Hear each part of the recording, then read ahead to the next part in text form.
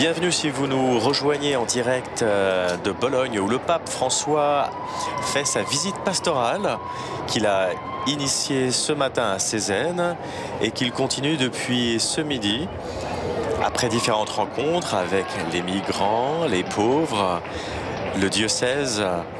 Il rencontre maintenant le monde universitaire et académique. Alors Bologne est réputée pour ses universités et l'université de Bologne est réputée comme étant une des plus anciennes du monde occidental. Nous nous trouvons actuellement sur la place Saint-Dominique devant la basilique Saint-Dominique. En effet, Saint-Dominique est arrivé à Bologne en janvier 1218 et il a été impressionné par la vitalité de la ville et il a rapidement reconnu l'importance de cette ville universitaire pour sa mission évangélisatrice. Un couvent fut créé, mais comme ce couvent devint rapidement trop petit avec l'arrivée de nombreux frères, ils construisirent une autre église beaucoup plus grande. Et le pape rentre justement dans cette basilique, saluer quelques frères de l'ordre dominicain.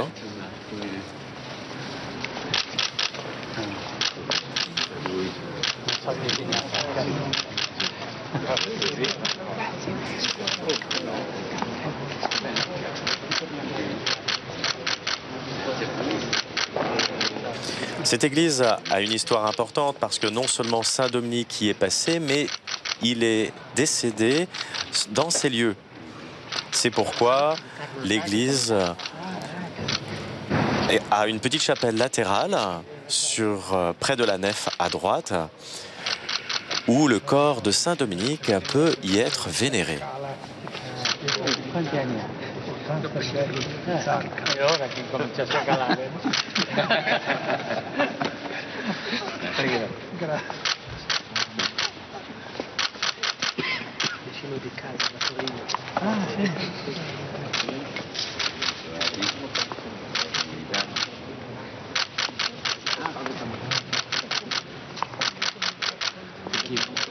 Bologna per i domenicani, un po' come Assisi per i francescani, diciamo qui è un po' la capitale dei... perché studiano qui, sono i formandi. Sono 21. Donc il y a près de 21 frères dominicains qui sont dans ce couvent. Et l'évêque, Monseigneur Zuppi, disait au pape que comme Assise, c'est un peu la capitale des franciscains, Bologne, c'est un peu aussi la capitale de la famille dominicaine.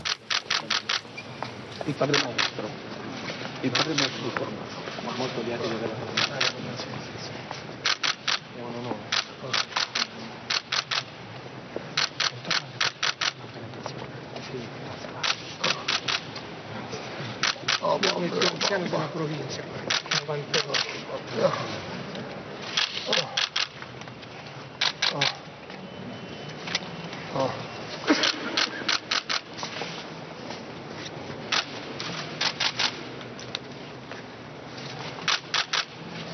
I collaboratori di qua. E questi sono i rappresentanti del terzo ordine di fratelli.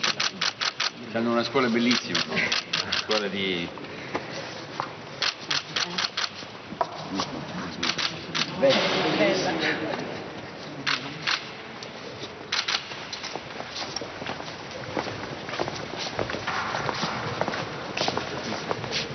La arca dove è sepolto dove c'è questo reliquiario. Le pape se dirige vers la chapelle latérale où se trouve le tombeau de Saint-Dominique. Il va y prier quelques instants.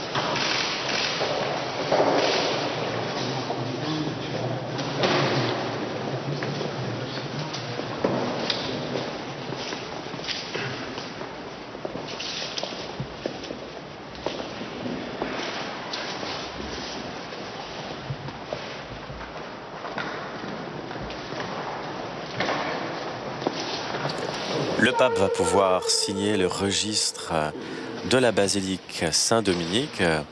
Je rappelle, Saint-Dominique est né vers 1170 en Espagne et il est décédé le 6 août 1221 à Bologne. C'est un religieux catholique, prêtre, fondateur de l'ordre des frères prêcheurs appelé couramment dominicains. Il a été canonisé par l'Église en 1234.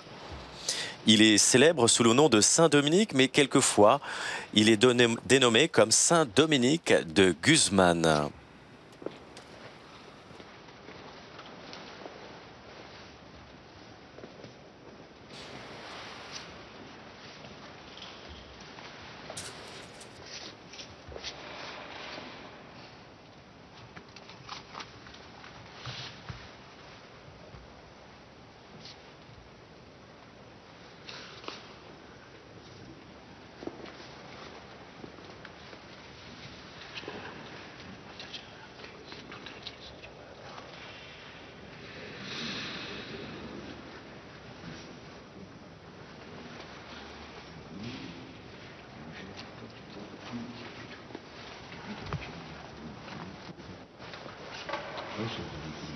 La spiritualité dominicaine naît donc entre le XIIe et XIIIe siècle, principalement le XIIIe, qui connaît à la fois une explosion urbaine avec l'apparition d'une nouvelle classe sociale, les bourgeois, qui réclament un nouveau style de prédicant, de prédicateur.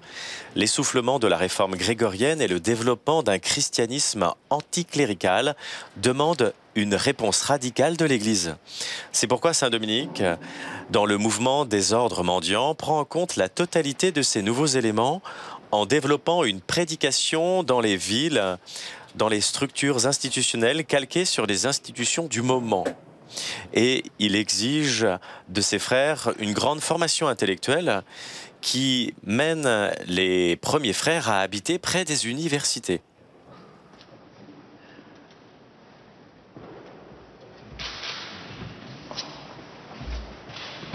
Dès la fondation de l'ordre des Dominicains, le pouvoir pontifical ne peut plus compter sur les vieilles structures des légats pontificaux pour assurer son pouvoir. Et le pape nomme donc les frères à des postes clés, des postes d'évêques, de cardinaux, ainsi que dans d'autres responsabilités du royaume.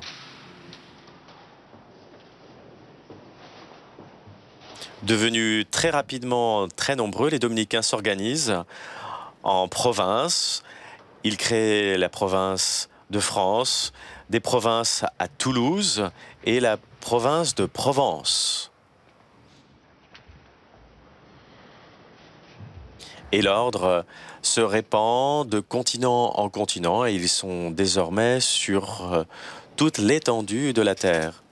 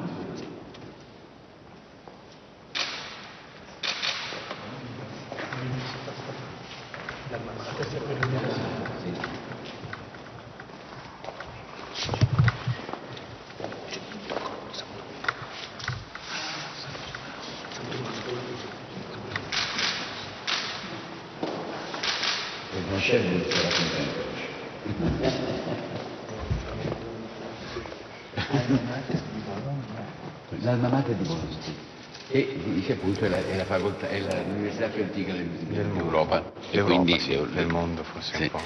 Quindi, beh, però presumiamo che alla fine Forse più antica dell'Occidente. L'Occidente. Estremo Oriente. Forse qualcosa ci sarà. On décrit un petit peu la basilique ou pas? La spiritualité de Saint Dominique se caractérise par différents biais, en particulier cette prédication dominicaine. Les dominicains ont un amour têtu pour la vérité.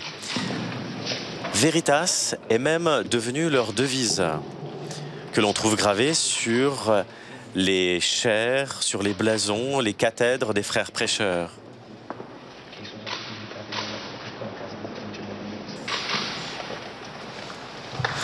Saint Dominique avait bien compris que la vérité, comme la charité, est la suprême miséricorde. Dès lors, l'étude est devenue dans la famille dominicaine une observance proprement religieuse. Il n'y a pas de parole vraie sans une rumination silencieuse de la parole de Dieu, incarnée dans la Bible, dans les Saintes Écritures, la tradition de l'Église et l'histoire des hommes.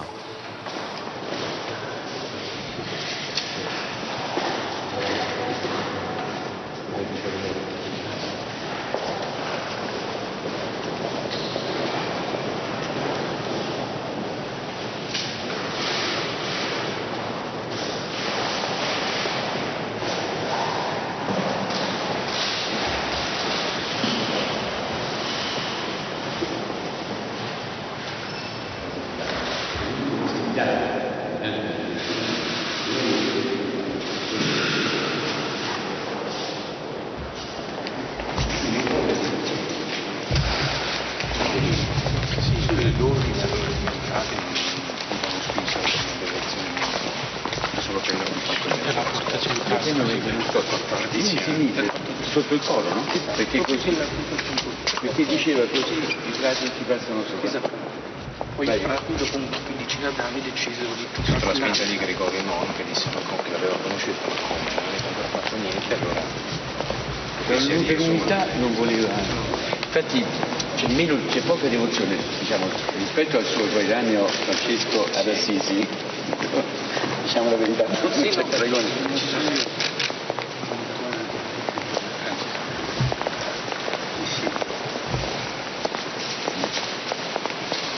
Poi ho imparato pochi giorni fa che piacciono anche San Francesco Severo per un partire per non frego neanch'io.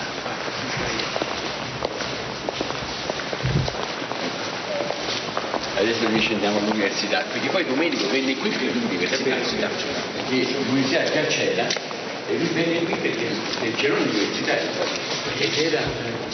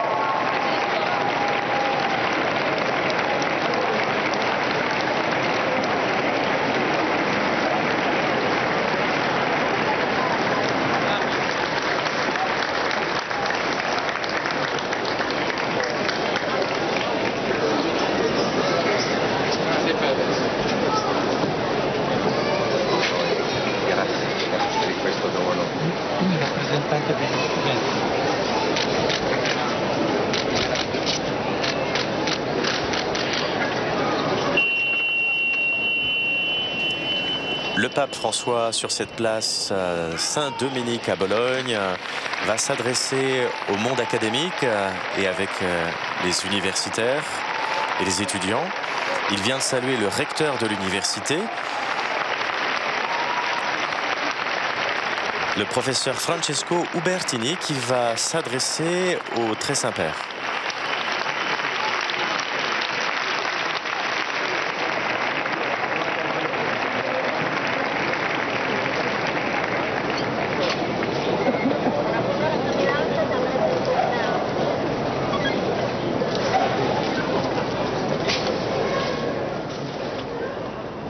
Saint-Père, Santo Padre, mi permetta innanzitutto di esprimerle la gioia. Saint-Père, permettez-moi tout d'abord de vous exprimer la joie de vous avoir ici, une joie, la joie d'une place.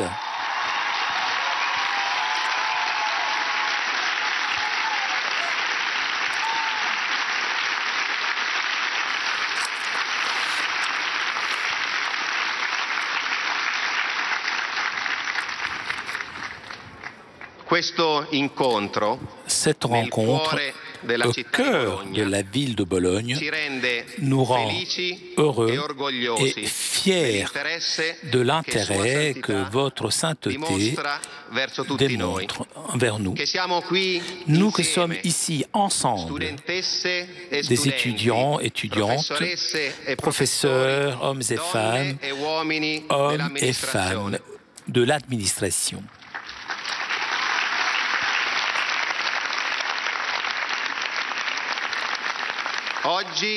Aujourd'hui, devant vous, il y a seulement une partie d'une grande communauté universitaire qui se répand aussi dans d'autres lieux en plus que Bologne, qui a des sièges aussi de représentants aussi à Buenos Aires, donc de la terre d'où vous-même vous venez.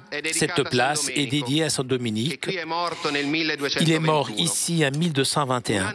Un an après, Saint François vint à Bologne, dont vous, sainteté, avez choisi de prendre le nom. Saint-Dominique et Saint François furent sans doute, se rencontrèrent ici et prirent contact avec les études qui étaient déjà solides ici. À la fin du XIIIe siècle, même Dante fut à Bologne et a connu certains de ceux qui enseignaient ici et qui sont enterrés ici sur cette place. Ce n'est pas un hasard que deux des chants parmi les plus beaux du paradis contiennent l'éloge de François et Dominique, considérés comme les deux piliers de cette église authentique que Dante aurait souhaité retrouver. Et au nom de ces grands hommes qu'aujourd'hui l'Université de Bologne se présente à vous et vous accueille. François et son amour de charité, Dominique et ses idéaux éducatif. Dante est l'immense imagination qui parle encore aujourd'hui à nous des valeurs qui rendent homme l'homme. Une université moderne, une université qui regarde l'avenir, prend sa force de tout ce qui est écrit dans ses racines et dans ce ADN. Déjà au Moyen Âge, l'étude de Bologne, qui était née par la volonté des étudiants, avait grandi grâce à la richesse des échanges, des confrontations, des dialogues qui se tenaient dans les places de la ville. L'alma mater est restée, même si avec des changements, bien évidemment. Pour nous tous, le travail plus grand de ces dernières années a été garder ferme la qualité de l'enseignement, de la recherche à un haut niveau où nous nous sommes toujours démarqués et en même temps faire grandir la population d'étudiants qui viennent ici d'Italie et du monde entier. Conjuguer qualité et quantité.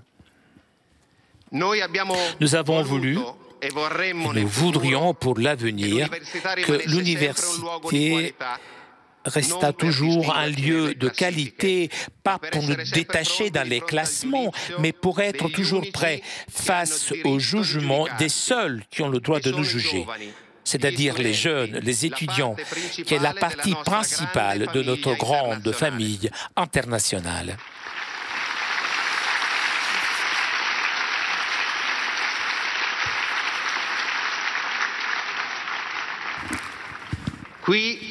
Ici, les jeunes peuvent terminer leur formation, qui est tout d'abord une grande occasion vis-à-vis du monde et de partage des valeurs. Qui étudie doit savoir qu'il ne le fait pas pour lui, mais aussi pour les autres.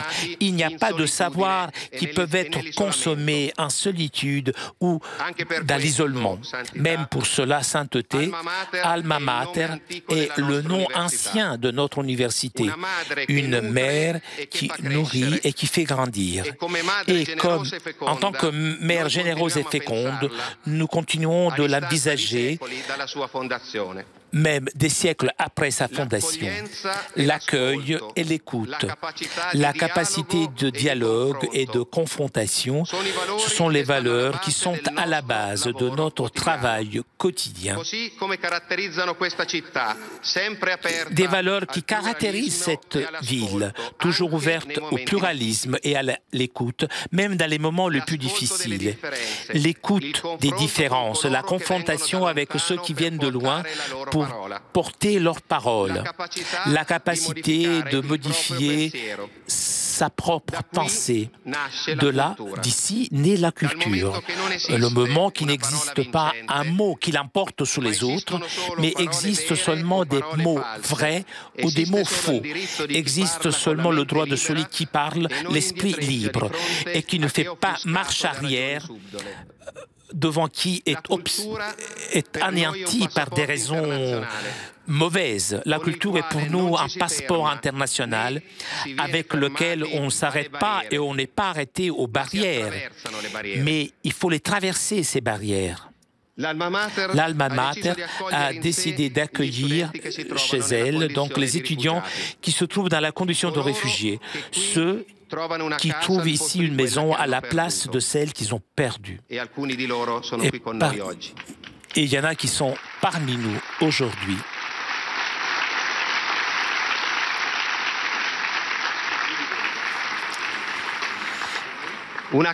Une maison accueillante, solide, une maison dans laquelle personne n'aura jamais le droit d'utiliser des mots qui ne viendraient pas de la raison et du cœur. L'Alma Mater est la maison de milliers de jeunes, 85 000 étudiants qui chaque année viennent ici pour trouver un lieu où le désir d'apprendre coïncide avec les rêves de leur avenir. Cela est arrivé à beaucoup d'entre nous, et même moi personnellement. Nous, les professeurs, nous sommes les protecteurs de l'avenir des jeunes, ceux qui doivent utiliser tout leur courage pour garantir aux jeunes qu'il y aura un avenir et qui sera de toute façon un futur digne d'être vécu. Les grands hommes qui se sont rencontrés ici tout le long des siècles ont été, avec leurs œuvres, avec leurs paroles, des véritables éducateurs de l'esprit européen. Ici est né le grand projet qui porte le nom de Erasmus, un visitateur illustre de notre université. En son nom, nous croyons en l'Europe des étudiants et des professeurs, nous croyons en l'Europe de la culture et du dialogue. Et parmi quelques instants, ce sera un étudiant, Davide Liardini, qui vous adressera une salutation au nom de toute la communauté des étudiants. Ensuite, ce sera c'est vous, le François d'aujourd'hui, à prendre la parole dans cette place. Nous tous, nous sommes ici pour vous écouter. Merci.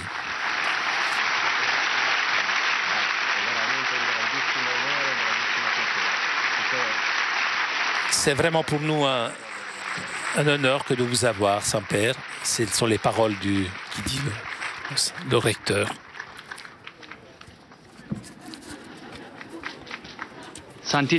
Sainteté, Excellence, recteur, professeurs, étudiants, collègues, mesdames et messieurs, c'est une raison pour moi d'une grande joie et d'une grande émotion de pouvoir vous adresser la bienvenue, vous, Saint-Père, au nom de tous les étudiants de notre université bien-aimée.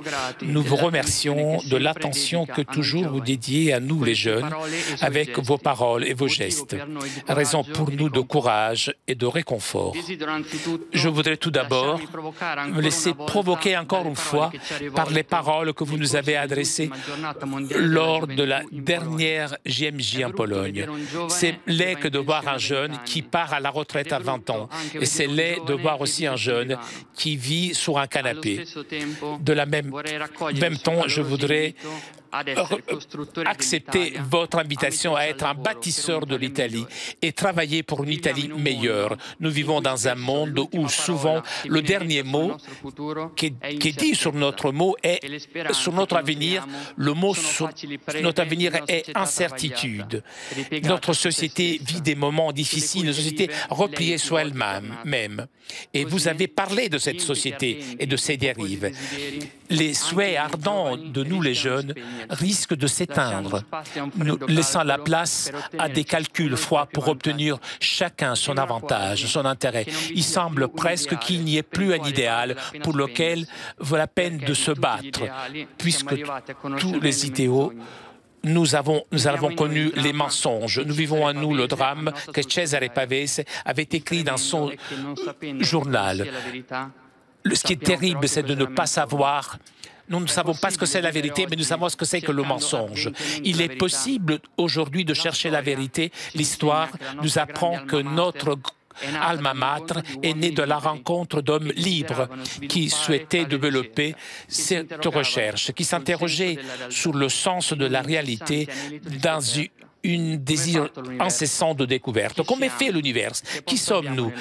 Quelle est notre place dans le monde? Après 900 ans après, ce souhait en nous ne s'est pas éteint, même si souvent nous aimerions avoir plus d'alliés sur notre chemin. Dans votre personne, messieurs, dans votre expérience, nous sommes sûrs de trouver un grand compagnon de voyage, un soutien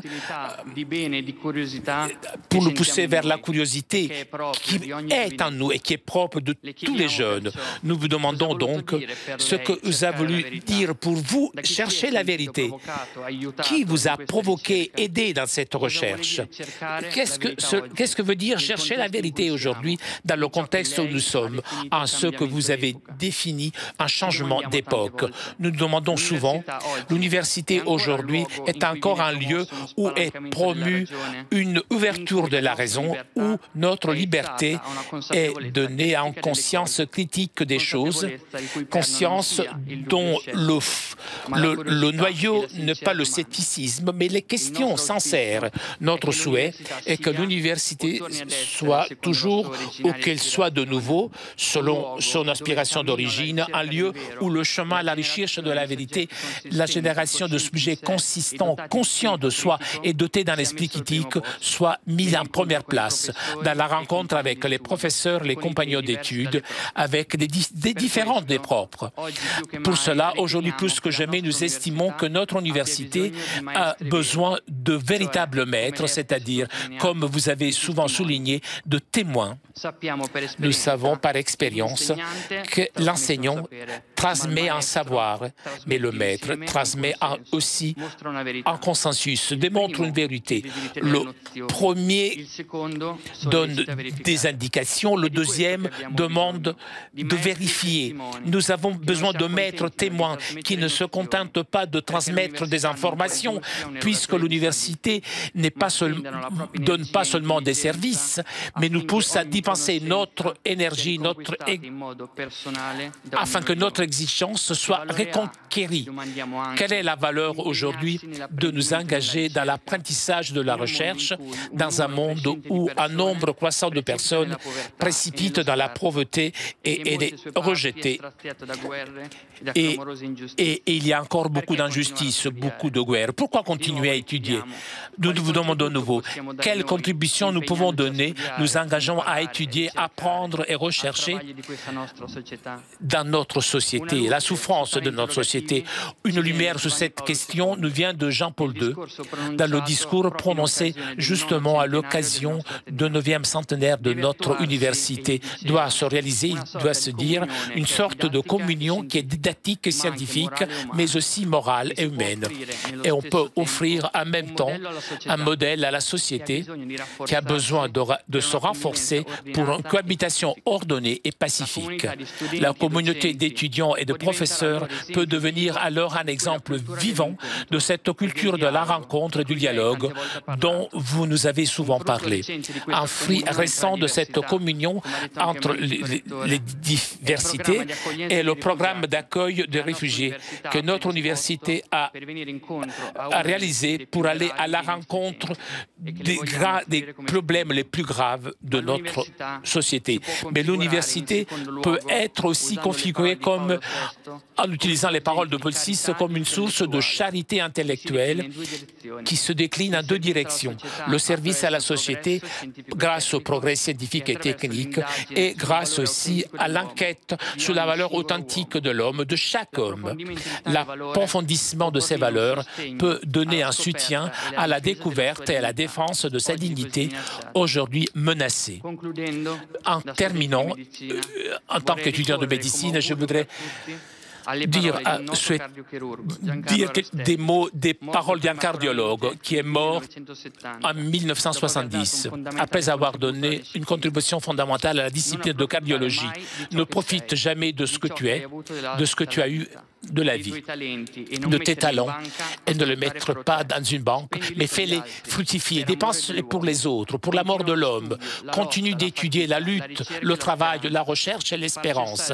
Fais cesser l'espérance, c'est faire cesser la vie. Choisis le chemin le plus difficile, confronte-toi toujours avec ton diplôme, avec toi-même, avec tes principes et avec les autres, jusqu'au bout. Merci, sainteté.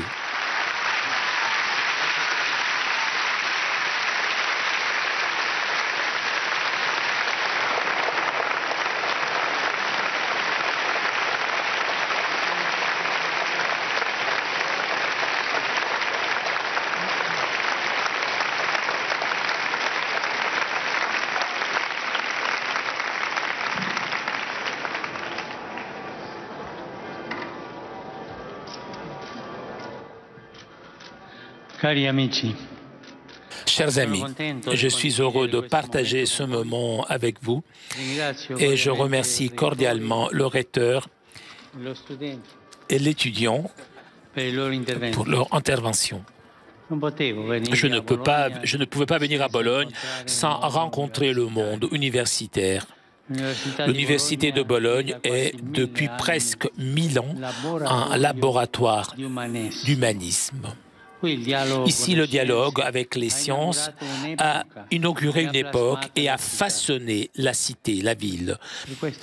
Pour cela, Bologne est appelée la docte.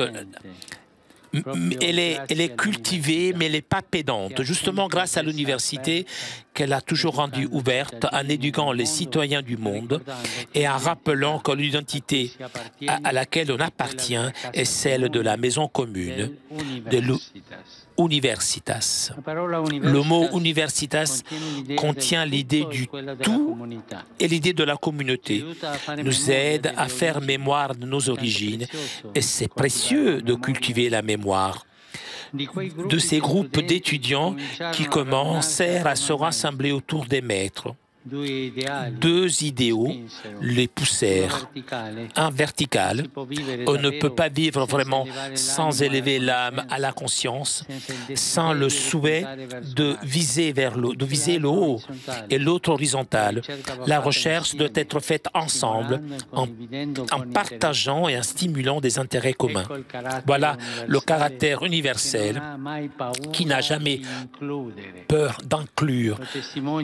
Le témoin les 6000 armoiries multicolores, chacune desquelles représente la famille d'un jeune venu ici à étudier non seulement des villes italiennes, mais aussi de beaucoup de pays européens et même d'Amérique latine. Votre alma mater et toute université est appelée à rechercher ce qui unit. L'accueil que vous réservez aux étudiants venus de contextes éloignés et difficiles, c'est un beau signal que Bologne, carrefour séculaire de rencontres, de confrontations et de relations, et en époque récente, berceau du projet Erasmus, puisse cultiver toujours cette vocation.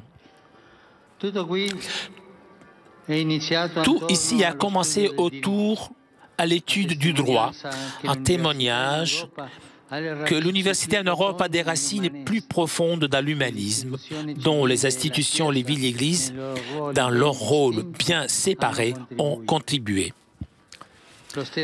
Saint Dominique lui-même était admiratif de la vitalité de Bologne et de grand nombre d'étudiants qui venaient ici pour étudier le droit civil et canonique.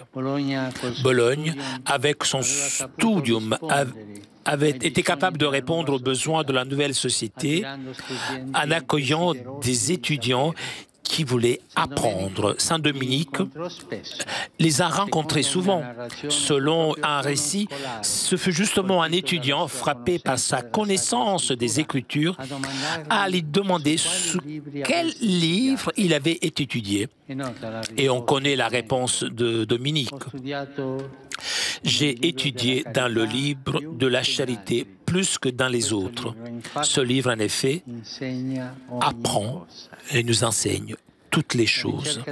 La recherche du bien, en effet, est la clé pour réussir vraiment dans ces études. L'amour est l'ingrédient qui donne des saveurs au trésor de la connaissance, et particulièrement aux droits de l'homme et des peuples. Avec cet esprit, je voudrais vous proposer 3 droits qui me semblent d'actualité.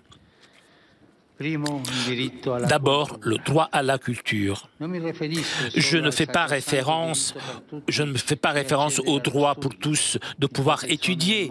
Dans beaucoup de zones du monde, beaucoup de jeunes ne peuvent pas étudier, mais aussi au fait qu'aujourd'hui, particulièrement, droit à la culture signifie sauvegarder la sagesse, c'est-à-dire un savoir humain et humanisant.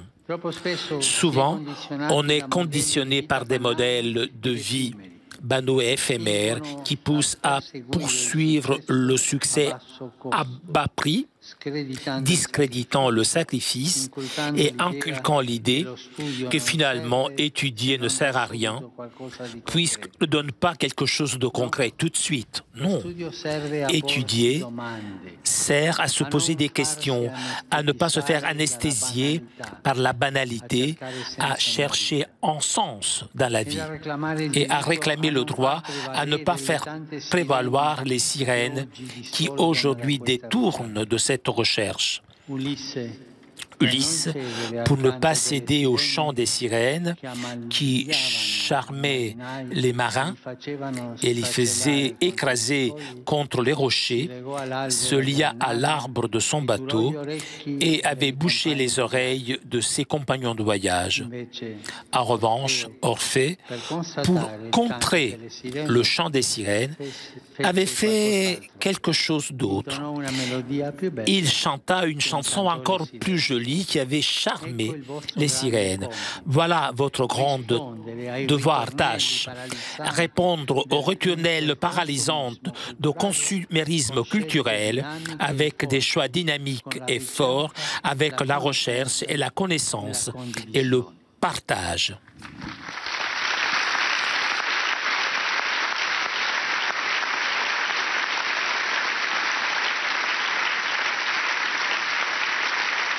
En harmonisant dans votre vie cette beauté, vous pourrez garder la culture, la vraie culture, puisque le savoir que l'on met au service de celui qui offre le plus, qui arrive à alimenter donc des divisions justifiées, des abus, Ce n'est pas de la culture. Culture, et c'est la parole qui le dit, est ce que cultive, qui fait grandir l'humain.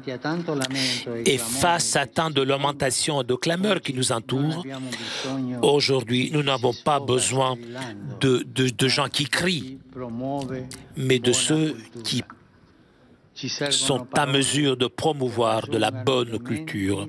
Nous avons besoin de mots qui puissent atteindre les esprits et les cœurs, et pas à des hurlements adressés à l'estomac. Nous ne pouvons pas nous contenter de séconder l'audience. Nous ne devons pas suivre les petits théâtres de l'indignation qui souvent cachent de l'égoïsme. Dédions-nous avec passion à l'éducation, c'est-à-dire à tirer dehors le mieux de chacun pour le bien de tous. Contre une pseudoculture qui réduit l'homme à un déchet, la recherche a intérêt et la science a une technique, affirmons ensemble une culture à mesure d'homme, une recherche qui reconnaît les mérites et récompense les sacrifices, une technique qui ne se plie pas aux objectifs commerciaux, un développement ou pas seulement ce qui est confortable et licite. Deuxième, droit à l'espérance. Beaucoup aujourd'hui expérimentent la solitude, l'inquiétude, ressentent l'air lourd de l'abandon. Il faut alors donner de la place à ce droit à l'espérance. Et c'est le droit à ne pas être envahi quotidiennement par la rhétorique de la peur et de la haine. C'est le droit à ne pas être submergé par des phrases faites de populisme ou pour la diffusion inquiétante et rentable de fausses nouvelles. C'est le droit à avoir une limite raisonnable aux mauvaises nouvelles, puisque que les bonnes nouvelles, souvent, pour que les bonnes nouvelles aussi soient données, le droit pour vous de grandir libéré, libre.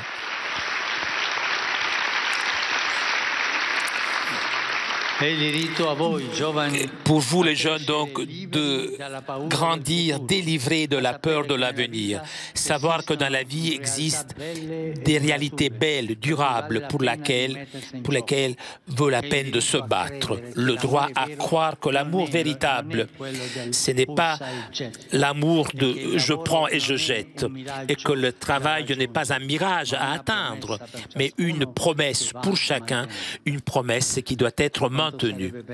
Que serait beau que les salles de l'université étaient des chantiers d'espérance, des usines où l'on travaille pour un avenir meilleur, où l'on apprend à être responsable de soi-même et du monde. Sentir la responsabilité pour l'avenir de notre maison, qui est notre maison commune. Parfois, c'est la crainte qui prévaut. Mais aujourd'hui, nous vivons une crise qui est aussi une grande opportunité. Un défi à l'intelligence et à la liberté de chacun. Un défi qu'il faut accueillir pour être des artisans d'espérance. Et chacun de vous peut devenir un artisan d'espérance pour les autres. Troisièmement, le droit à la paix. Ça aussi, c'est un droit et un devoir inscrit dans le cœur de l'humanité, puisque l'unité l'emporte sur le conflit. Ici, aux racines de l'université européenne, j'aime rappeler que cette année, on a célébré le 60e anniversaire des traités de Rome, des débuts donc de l'Europe unie.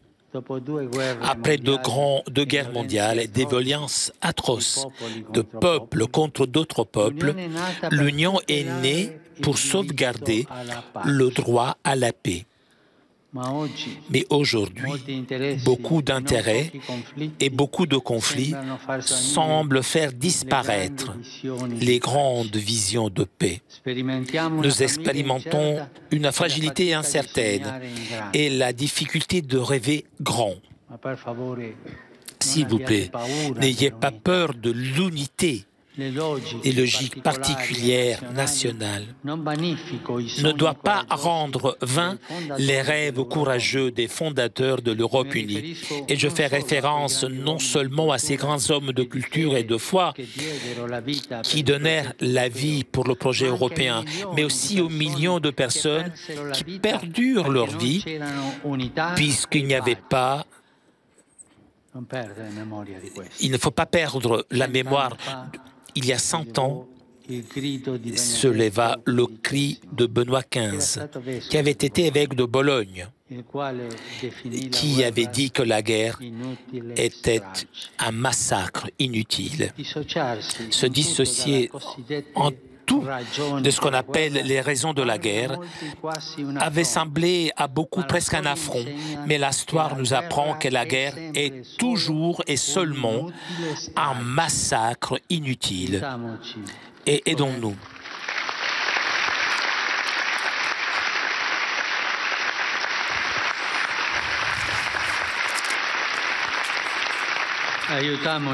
Aidons-nous, comme dit la Constitution italienne, à répudier la guerre, à entreprendre des chemins de non-violence et des parcours de justice qui pourraient favoriser la paix. Parce que face à la paix, nous ne pouvons pas être indifférents ou neutres. Le cardinal avait dit « l'Église ne peut pas être neutre face au mal, d'où il arrive. Sa vie, ce n'est pas la neutralité, mais la prophétie. Il ne faut pas être neutre, mais nous devons nous placer du côté de la paix. » Voilà les paroles du cardinal Lercaro.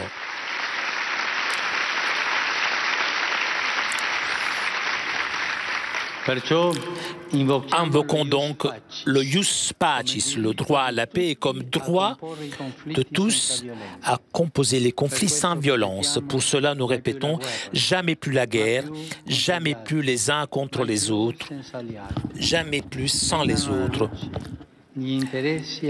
Viennent à la surface les intérêts souvent obscurs de celui qui fabrique la violence, en alimentant la course à l'armement et piétinant la paix avec les affaires. L'université est née ici pour étudier le droit, pour la recherche de ceux qui défendent les personnes, règlent la vie commune et sauvegardent nous sauvegarde des logiques du plus fort de la violence. C'est un défi d'actualité, affirmer les droits des personnes et des peuples, des plus faibles, de celui qui est mis en marge de la création de notre maison commune. Vous ne devez pas croire à ceux qui vous disent que lutter pour cela est inutile et que de toute façon rien ne pourra changer. Ne contentez-vous pas de petits rêves, mais rêvez grand. Vous les jeunes, rêvez grand.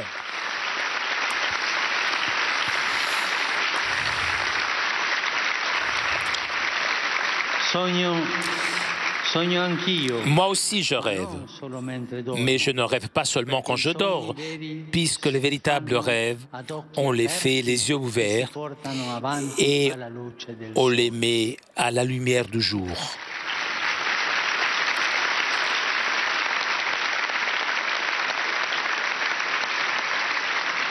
Je rénove avec vous le rêve d'un humanisme européen nouveau, un humanisme à qui serviront la mémoire, courage et une utopie humaine et saine, d'une Europe mère qui respecte la vie et offre espérance de vie, d'une Europe où les jeunes respirent l'air propre de l'honnêteté, aiment la beauté de la culture et d'une vie simple, pas pourlouée par des besoins du consumérisme, où se marier et avoir des enfants sont une responsabilité et une grande joie, pas un problème dû au manque du travail stable. Je rêve d'une Europe universitaire et mère qui, en faisant mémoire de sa culture, donne espérance aux enfants et soit un instrument de paix pour le monde. Merci.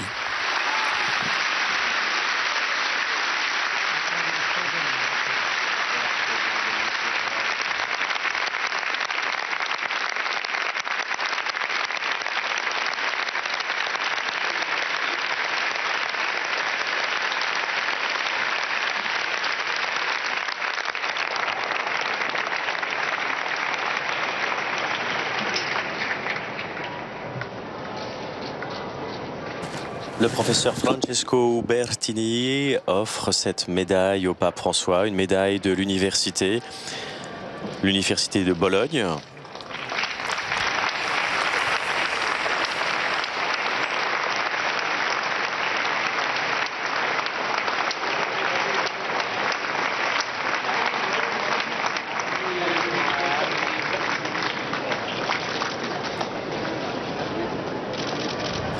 Dans son discours, le pape rappelait l'importance de faire mémoire des origines des groupes d'étudiants qui ont commencé à se réunir ici à Bologne autour de maîtres, de penseurs qui avaient différents idéaux, un idéal vertical.